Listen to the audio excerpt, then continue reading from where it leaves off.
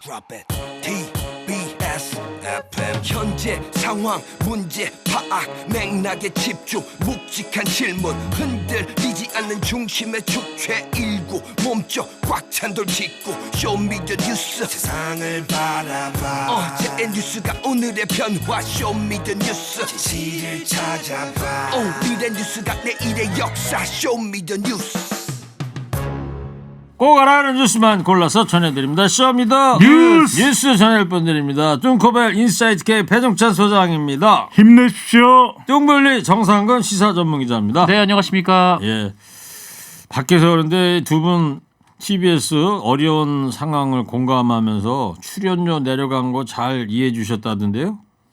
아, 그럼 우리는 허리케인을 사랑하니까요.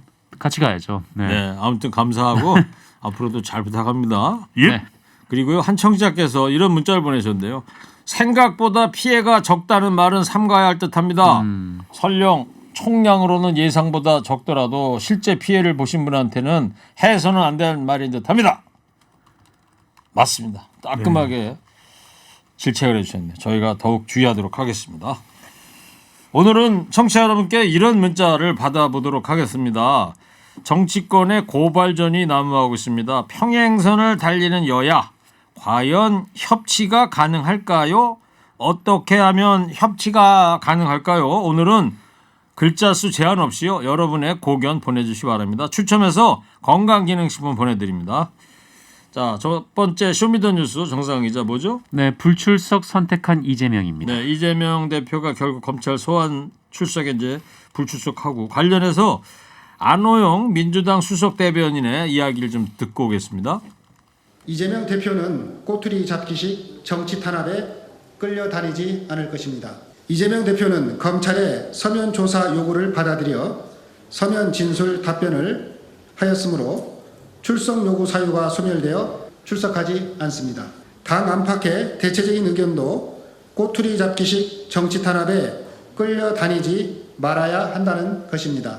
어제 오후 검찰이 요구한 서면 조사서에 소명에 필요한 답변 진술을 기재하여 중앙지검에 보내고 유선으로 통지했습니다. 네, 꼬투리 잡기식 정치 탄압에 말려들지 않겠다라는 게 민주당 입장이에요. 네, 맞습니다. 그러면서 이재명 대표가 이 검찰의 서면 조사 요구를 받아들였기 때문에 출석 요구 사유가 소멸됐다 이렇게 말을 했는데요. 그 어제 이 검찰총장 후보자 인사청문회에서 이 검찰총장 이원석 검찰총장 후보자가 이재명 대표 소환에 대해 이 서면 조사에 응답을 하지 않았기 때문에 이 소명 기회를 드린 것이다 이렇게 얘기를 한 바 있기 때문에 민주당이 이 얘기를 한 것으로 보이고요. 네. 그리고 이 검찰이 수사하는 세 가지 혐의에 대한 이재명 대표의 입장을 다시 한번 밝혔는데요. 백현동 관련 이제 용도 변경 의혹, 그리고 대장동 개발 의혹, 그리고 고 김문기 성남도시개발공사 개발 1처장에 대한 그 이재명 대표의 발언은 사실 그대로다 이렇게 또 설명하기도 했습니다. 그리고 민주당 서영교 최고위원은 이 수사가 정치적 수사다 이런 비판을 했는데요. 네. 서영교 최고의 이야기를 좀 들어보겠습니다. 서면 요구서도 안 요청하려고 그랬었는지는 잘 모르겠습니다. 예, 그러다가 누구 명령이 떨어져서 급하게 요구를 하고 또 급하게 출석 요구를 했는지 이거 다 살펴봐야 되는 건데요. 출석 요구도 충분히 저도 마찬가지로 기소돼 본 사람이거든요. 그렇게 하고 나면 무죄 같은 경우 나오면 검사 담당 부장검사들은 저는 옷 벗어야 된다 이렇게 말씀드리고 싶습니다. 정치적인 기소잖아요. 정치적인 기소. 책임을 져야죠. 책임을 지는 절차가 필요하다. 네. 자, 배 수장님. 네네. 그렇습니다. 뭐 내용의 핵심은 이건 정치 수사다. 왜 그러냐면 서영교 의원도 관련 수사를 본인도 검찰 수사를 받아본 적이 있지만 이 내용들을 보더라도 그리고 검찰에서 요구하는 사항을 보더라도 이것은 다분히 정치적인 수사라는 거. 오늘 그렇죠. 또 무죄 나오면은 담당 그렇습니다. 검사는 옷 벗어야 한다 이런 얘기. 그렇죠. 네. 그 부분을 분명하게 얘기하면서 이번 사안을 지금 서영교 의원이 최고위원 아니겠습니까? 분명히 하고 있는 것이 이건 정치 보복 수사이기 때문에 소환에 응할 이유가 없다라는 점을 분명히 했죠. 오늘 근데 또 검찰에서는 경기도청을 압수수색했습니다. 네, 서울중앙지검 공공수사 2부가 오늘 오전에 이 경기도청 내 사무실에 수사관 등을 보내서 압수수색을 진행했는데요. 이 사무실이 그 이재명 대표가 성남시장이던 시절에 이 공보 업무를 담당한 인물이 이 팀장으로 있는 사무실이라고 합니다. 예. 이재명 대표는 이 민주당 대선 후보로 선출된 지난해 12월에 이 한 방송사 인터뷰에서 고 김문기 성남도시개발공사 개발 1처장과 관련해서 이 하위 직원이라 시장 재직 때는 몰랐다 이렇게 얘기를 한 바 있는데요. 검찰은 이것이 공직선거법상 허위 사실을 공표한 혐의라고 판단하고 수사 중에 있습니다. 네. 자, 배 수장님 수사 네. 핵심이 이재명 대표가 허위 사실을 말했느냐 여부인데 네. 민주당은 이재명 대표의 발언이 모두 사실이다 이런 입장인 거죠. 그렇죠. 방금 전에 김문기 성남도시개발공사의 처장에 대한 부분도 성남시장 때는 몰랐다는 거예요. 이제 소명서를 내기로는 소명 내용은 성남시장 때는 몰랐고 이제 경기지사가 돼서 선거법 소송이 시작됐을 때는 알았다는 거죠. 네. 왜냐하면 몰랐던 이유는 성남 본인이 시장이었을 때는 하위 직원이기 때문에 다 누가 있는가를 알 수는 없었다는 것이고 지금 가장 우리 청취자분들이 궁금한 점은 백현동과 관련된 부분일 거예요. 이 부분에 대해서 국민의힘에서는 이 국토교통부에서 압박을 한 적이 없다. 그런 공문의 내용도 확인이 됐다. 이렇게 이야기를 하는데 민주당에서는 관련해서 이 성남시는 기업 유치를 위해서 용도 변경을 거부했다. 2014년 말까지인 정부의 매각 시한에 따라 국토부는 성남시의 용도 변경을 강하게 압박했는데 그 과정에서 이재명 시장은 국토부가 성남시 공무원들을 직무유기로 문제 삼겠다며 위협한다는 보고를 받았다. 이렇게 다시 설명을 했습니다. 네. 국민의힘에서는 즉각 비판에 나섰습니다. 네, 그렇습니다. 이 권성동 원내대표가 관련돼서 입장을 밝혔는데요. 권성동 원내대표는 뭐 대한민국 국민이면 누구나 지위 고하를 막론하고 검찰 수사에 적극 응할 의무가 있다라고 얘기를 했고요. 이재명 대표 스스로 본인을 성역이나 또 치외법권에 있다고 착각하지 말길 바란다 이렇게 비판을 했습니다. 네. 이재명 대표에 대한 수사 어떻게 될 것 같습니까 이제? 저는 이 검찰의 태도가 아직까지는 분명하게 반응이 나오지는 않았습니다. 하지만 이 선거법과 관련된 내용은 이제 기소 여부가 결정이 돼야 될 테고 나머지 다른 이제 수사 과정에 있는 부분에 대해서도 이재명 대표를 소환할 가능성이 높을 것으로 보입니다. 그러니까 검찰에서는 소환에 불응했다고 해서 수사에 대한 태도 자체가 누그러뜨리지기보다는 오히려 더 강경한 쪽의 태도로 나올 가능성이 높을 것으로 보입니다. 알겠습니다. 자, 고발전이 난무하고 있는 정치권 여야가 어떻게 하면 협치를 이뤄낼까요? 청취자 여러분께 여쭤봤는데요. 보내주신 의견 소개해드리겠습니다. 오늘은 몇 글자가 아니고요. 서술형으로 받고 있습니다. 자, 여야가 함께 대중 목욕탕을 가서 서로 등 한번 밀어주면 협치가 가능할 겁니다. 어때요, 배 수장님? 그렇죠. 근데 같이 일단 목욕탕을 갈까요? 가도록 해야죠. 저도 정말 사우나 가고 싶네요. 이게 누가 등 한번 밀어주면 정상근 기자가 자고 오면 하지 않고 저를 등을 밀어주면 형제죠. 무슨 말씀을 같이 갈 거예요? 정상 기자? 아 저요? 네. 같이 가는 건 좋은데 근데 두 분은 대중목욕탕 가려면 입장료를 좀 더 내야 되는 거 아니에요? 수돗물을 더 많이 쓸 것 같은데? 아니 그건 정말 착각입니다. 네. 모욕입니다. 아 그래요? 죄송합니다. 네, 네. 생각보다 안 써요? 정상 기자도 저도 그렇고 물을 많이 안 써요. 아, 그렇군요. 저희가 들어가면은 물 수위가 더 올라가기 때문에 그렇죠. 오히려 적은 물로도 다른 됐어요. 분, 예, 네. 됐어요. 자, 또 다른 청취자 의견입니다. 협치는 불가능합니다. 방법이 있다면 법무부 장관, 검찰총장을 야당이 추천하면 가능할까요? 예. 또 민주당은 냉정 찾기, 검찰은 보복, 불공정 수사를 멈춰야만 한다. 아주 객관적인 지적을 해주신 것 같아요. 네. 예. 오만한 검찰 그냥 두면 절대 안 된다. 미친 검찰 스톱 시켜야 합니다. 임기 끝나고 나서 본인이 받고 싶은 대접대로 대접하면 화합이 가능하지 않을까 싶습니다.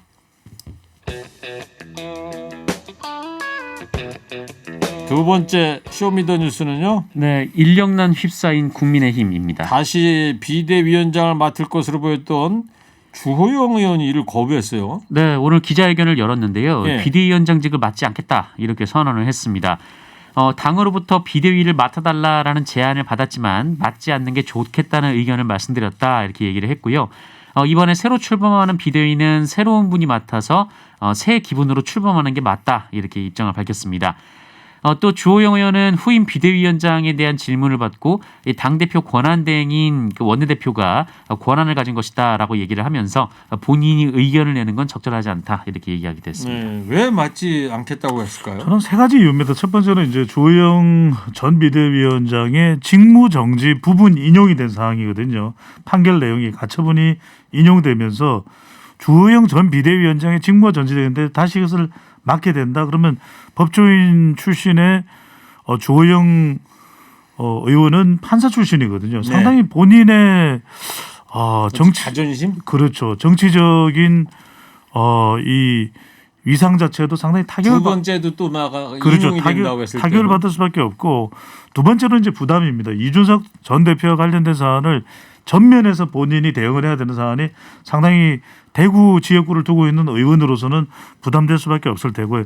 마지막으로 미래입니다. 굳이 지금 맡아야 되는 이유가 없는 것이고 오히려 나중에 후에 또 더 다른 정치적인 기회가 있을 수 있기 때문에 정치적인 계산을 해봤을 때도 지금 당장 맡을 이유가 없는 거죠. 네, 이렇게 세 가지로 간결하게 정리를 해주니까 머릿속에 쏙쏙 와닿네요. 네, 지금 게시판에서 한 가지로 해도 되는데 왜 세 가지냐 이렇게.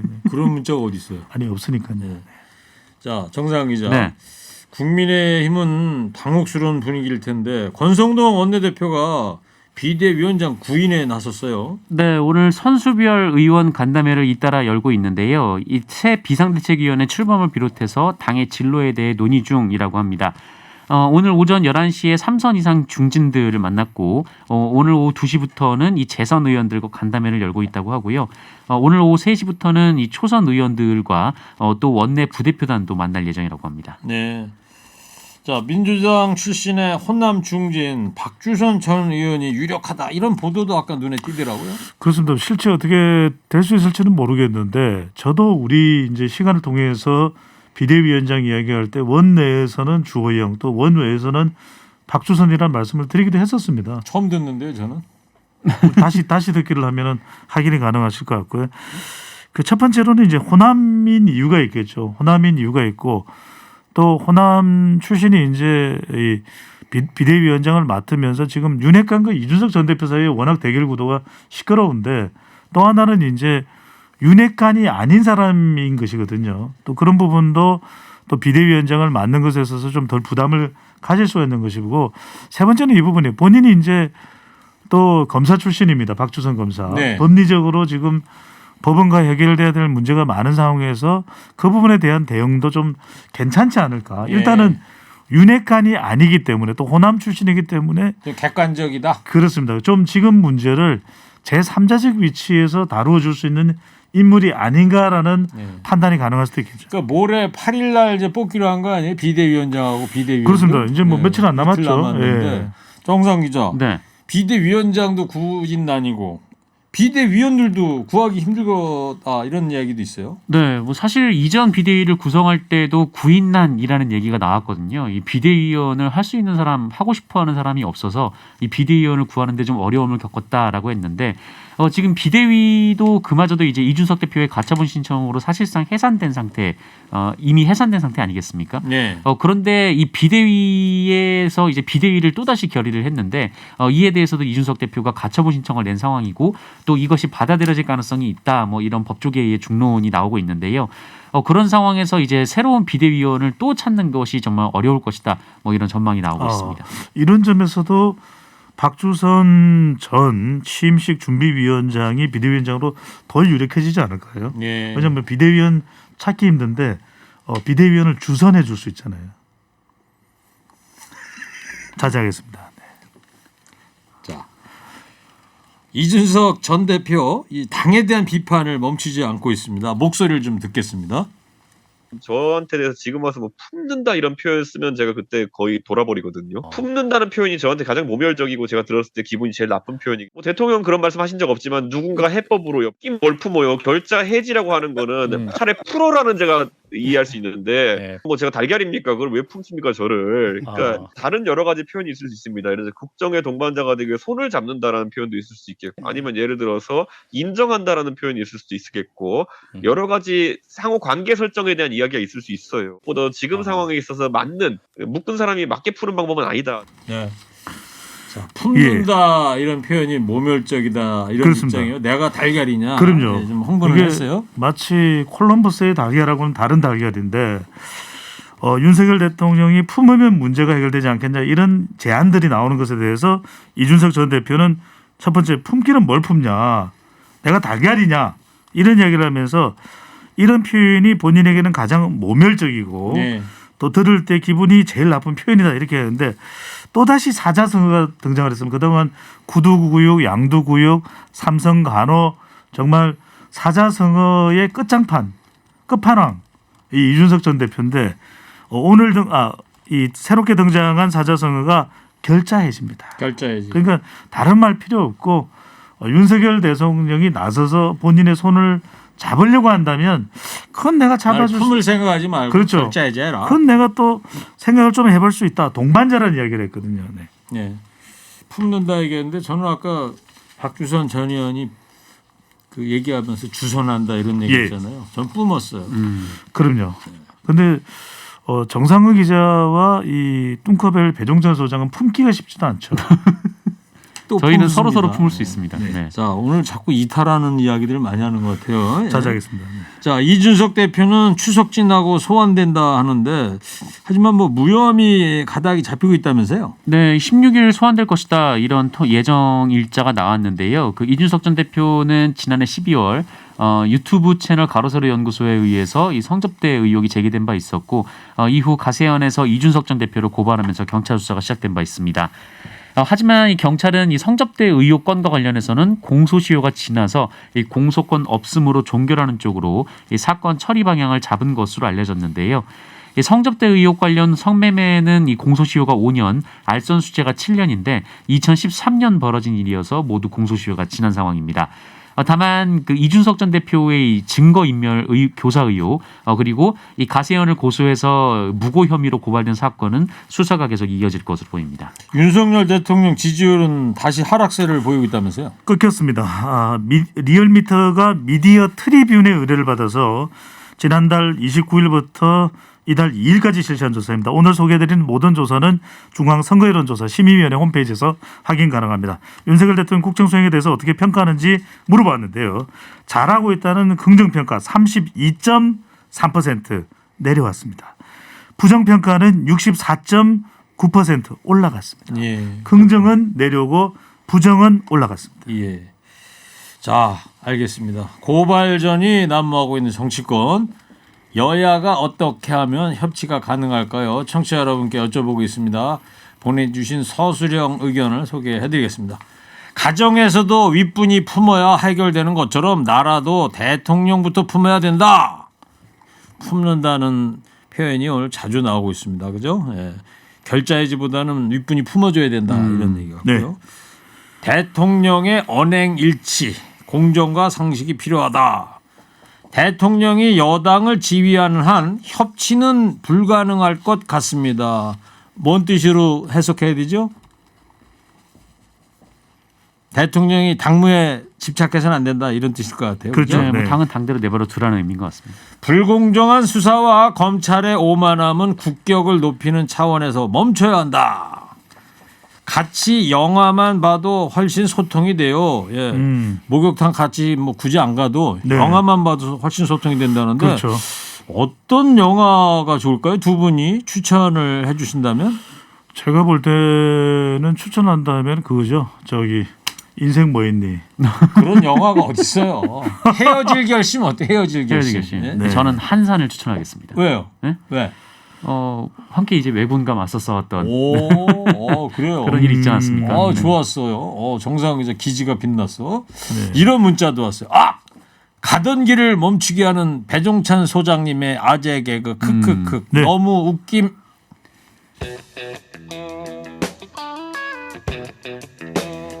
자, 마지막으로 오늘의 한 줄 평 하도록 하겠습니다. 평행선을 달리는 여야 어떻게 하면 협치가 가능할까요? 두 분도 한 줄로 정리해 주세요. 몇 글자 아니고. 예. 다 준비들 되셨죠? 네. 배 수장님 아직 헤드폰 안 꼈으니까 정상근 기자부터 시작. 3, 2, 1. 싸울 땐 YS처럼 화합할 땐 DJ처럼. 이거 대종찬 소장한테 나갈 음향인데 잘못 나갔다는. 아 정말요? 네. 네. 아니 어쩐지 자, 후하더라고요. 이어서 춤코별 해주세요. 3, 2, 1. 비대위원장은 최재형, 원내대표는 조경태. 너는 계획이 다 있구나. 진짜 계획적이네요 정말. 아, 두 분 저 의리도 지켰는데 차마 야유를 올릴 수가 없었대. 예. 근데 내일부터는 이제 다시 시작한답니다. 예, 오늘까지만 평화로운 음향이 나가고. 금산대기야. 자, 쇼미더뉴스 지금까지 배종찬 소장, 정상근 기자였습니다. 두 분 감사합니다. 쇼미더 뉴스.